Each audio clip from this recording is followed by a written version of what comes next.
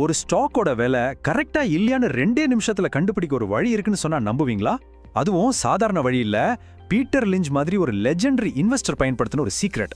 வாங்க அந்த சீக்ரெட்டை இப்ப நாம தெரிஞ்சுக்கலாம். 29% யோசிச்சு பாருங்க. இதுதான் பீட்டர் லிஞ்ச் ஃபிடெலிட்டி மெகலன் ஃபண்டை மேனேஜ் பண்ணும்போது தொடர்ந்து 13 வருஷம், ஆமாங்க 13 வருஷம் வருஷம் சம்பாதிச்ச சராசரி ரிட்டர்ன். சும்மாவா? இவரோட டெக்னிக்கை நாம கத்துக்க இதுவே ஒரு பெரிய காரணம் இல்லையா? சரி, இவ்ளோ பெரிய வெற்றி அவர் எப்படி அடைஞ்சாரு?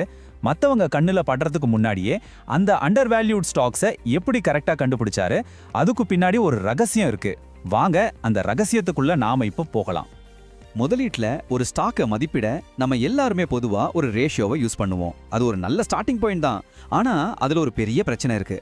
அதை முதல்ல நம்ம புரிஞ்சுக்கிட்டாதான் பீட்டர் லிஞ்சோட புத்திசாலித்தனம் புரியும்.